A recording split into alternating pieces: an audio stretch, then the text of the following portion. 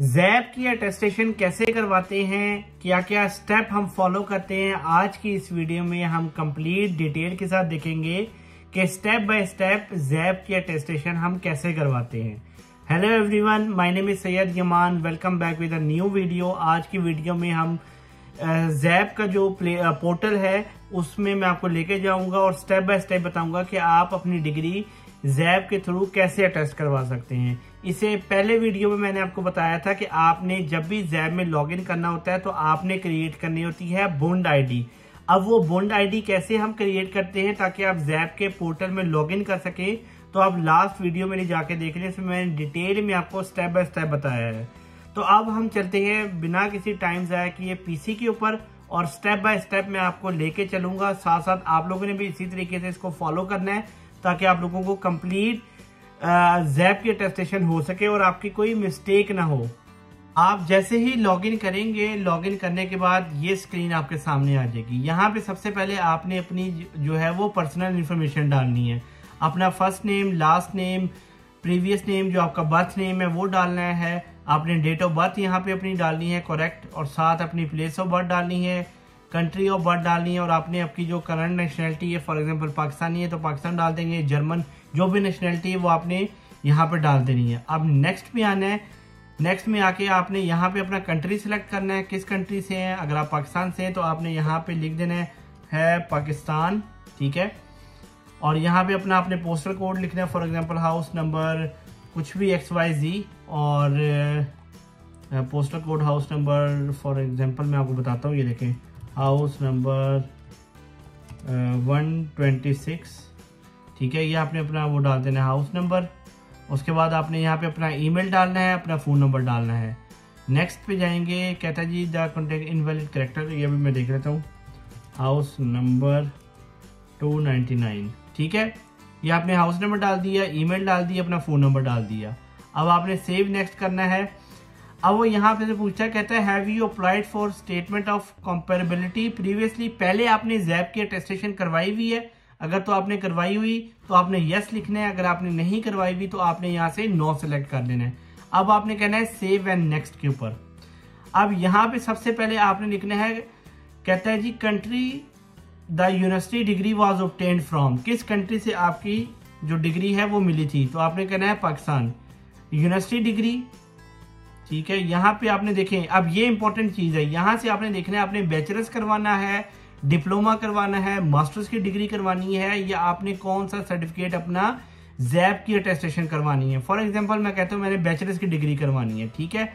तो आपका जो DAE वाले, स्पेशली जो DAE वाले हैं वो यहाँ से अपना डिप्लोमा सेलेक्ट करेंगे। यहाँ पे देखें डिप्लोमा आ रहा है 3 इयर्स का, वो आपने सेलेक्ट करना है। अगर आप DAE कर वाले हैं तो बैचलर्स वाले बैचलर सेलेक्ट कर लेंगे। अब आपने करना है नेक्स्ट। यहाँ पे आपने पूछ रहा है कि name of the university, for example मैं कहता हूँ कि लाहौर गैरिजन यूनिवर्सिटी, ठीक है, लाहौर गैरिजन यूनिवर्सिटी। इसमें आपका डिग्री प्रोग्राम क्या था, कंप्यूटर साइंस, तो आपने यहाँ लिख देना है कंप्यूटर साइंस।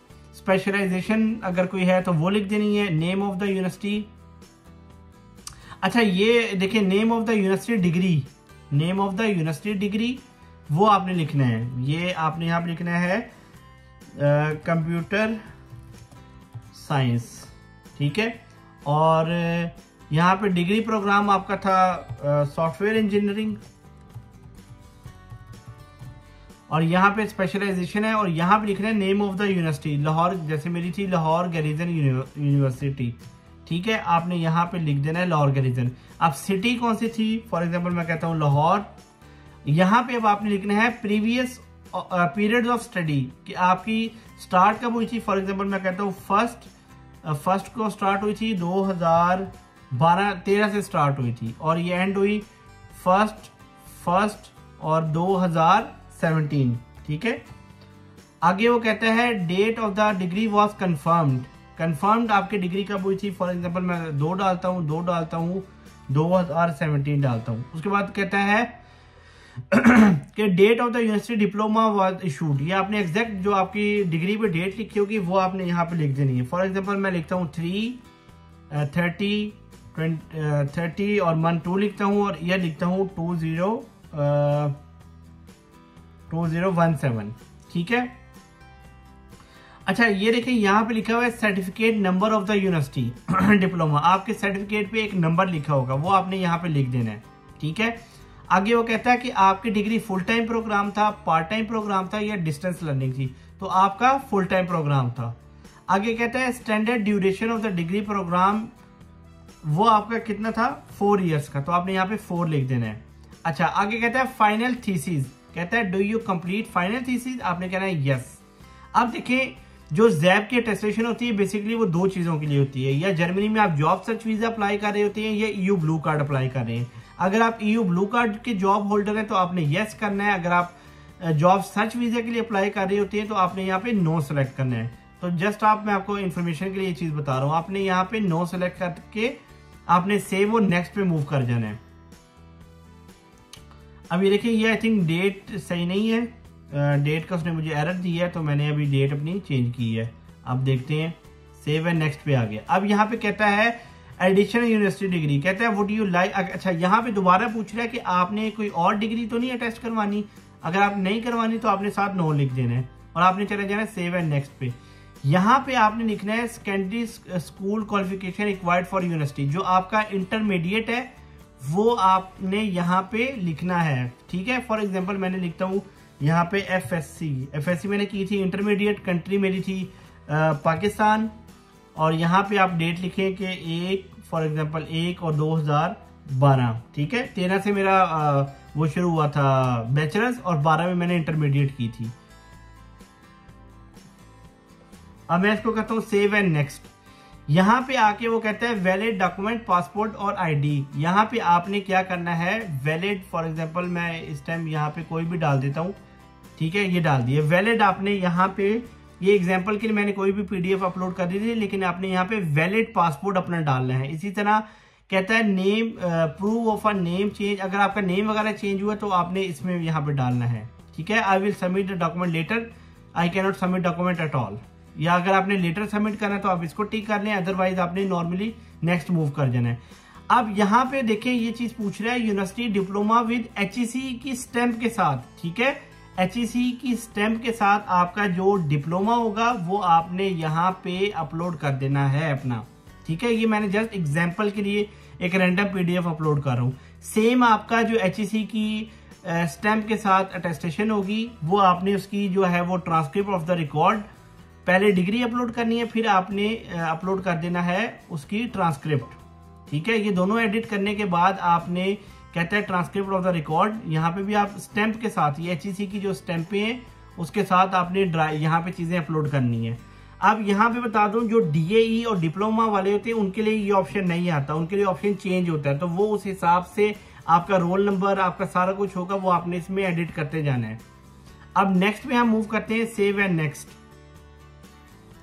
अच्छा जी यहाँ पे वो कहता है कि have you selected for the following university degree bachelors, देखिए यहाँ पे हुआ है, और ये आपने किसके लिए करवाना है, EU blue statement blue card के लिए या नॉर्मल आपने करवाना है। तो आपने अगर जॉब के लिए आ रहे हैं ब्लू कार्ड के लिए तो आप ये टिक करेंगे, अदरवाइज आप नॉर्मली दूसरे वाले को टिक करेंगे। और देखिए अभी इसने कहा कि एक डॉक्यूमेंट अटेस्ट करवाने की फीस 208 यूरो है, ठीक है। अगर मैं इसको करता हूँ सेव एंड नेक्स्ट के ऊपर, यहाँ पे आके ये मेरे से कुछ कंफर्मेशन पूछेगा, आपने यस करना है, यहाँ पे भी आपने यस करना है, डाटा प्रोसेसिंग भी यस और फीसिस भी यस। अब आपने करना है सेव एंड नेक्स्ट। अब ये देखिए यहाँ पे मिसिंग डॉक्यूमेंट में मेरे पास एरर आ गया कि इन्फॉर्मेशन इज इनकम्प्लीट, तो आपने यहाँ पे जाके आप दोबारा भी इसको कर सकते हैं एडिट, ठीक है। एडिट ये देख रहे हैं ये सारे यहाँ पे आप दोबारा एडिट कर सकते हैं। तो इन्होंने ये एक कंप्लीट आपको यहाँ पे फॉर्म दिया हुआ है, अगर कोई चीज मिसिंग होगी तो वो आपने एडिट कर देनी है। अब यहाँ पे फॉर एग्जांपल मैं जाता हूँ, इस पे एडिट पे क्लिक करता हूँ, तो यहाँ पे देखता हूँ क्या मिसिंग डॉक्यूमेंट है मेरे पास। आई थिंक यहाँ पे मैंने कोई डॉक्यूमेंट अपलोड नहीं किया, वो मिसिंग दिखा रहा है, एम्प्लॉयमेंट कॉन्ट्रैक्ट, इसको जी सेव एंड नेक्स्ट कर दिया डॉक्यूमेंट।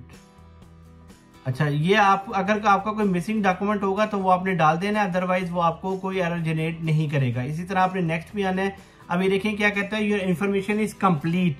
जब आपकी इंफॉर्मेशन कंप्लीट हो जाएगी उसके बाद आपने नीचे आना है, यहाँ पे देखिए submit application and submit to a fee. यहाँ पे अगर कोई एक्स्ट्रा मैसेज है तो वो आपने यहाँ पे लिख लेना है। ये है नॉर्मल बैचलर्स वालों के लिए, डीएई वालों के लिए थोड़ा सा डिफरेंट होता है, ठीक है। ये आपने इसका बड़ा ख्याल रखना है। यहाँ से आपने करना है सबमिट एप्लीकेशन।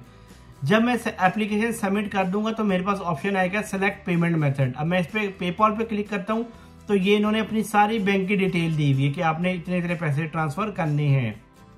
तो यहाँ से जाके जब आप इनकी फीस पे कर देंगे तो उसके बाद आपने अपनी एप्लीकेशन को सबमिट करना है। ये नीचे इन्होंने सारी आपको इन्फॉर्मेशन दी हुई है। तो ये प्रोसेस है हमारे पास जैप की अटेस्टेशन करवाने का। ये प्रोसेस था पूरी जैप की अटेस्टेशन करवाने का। इसका जो प्रोसेसिंग टाइम होता है वो 3 से 4 महीने का होता है। बैचलर्स डिग्री वाले भी करवा सकते हैं, डिप्लोमा वाले भी करवा सकते हैं, क्योंकि आप लोगों की डिग्री अगर जर्मनी में अनाबीन H+ कैटेगरी में नहीं आती तो आप लोगों को बाज़ दफ़ा जैप की अटेस्टेशन करवानी पड़ती है, ताकि आपकी जो यूनिवर्सिटी है वो जर्मनी में रिकॉग्नाइज्ड हो और वो इवेल्युएशन करके आपको बताते हैं कि आपकी जो डिग्री है वो जर्मनी के किस लेवल पे फॉल करती है। तो ये सारा जो है वो प्रोसेस था जैप के अटेस्टेशन करवाने के लिए। आई होप ये वीडियो आपको अच्छी लगी होगी, और अगर अच्छी लगी है तो यूरोवाइब को लाइक करें, शेयर करें और सब्सक्राइब करें। Thank you.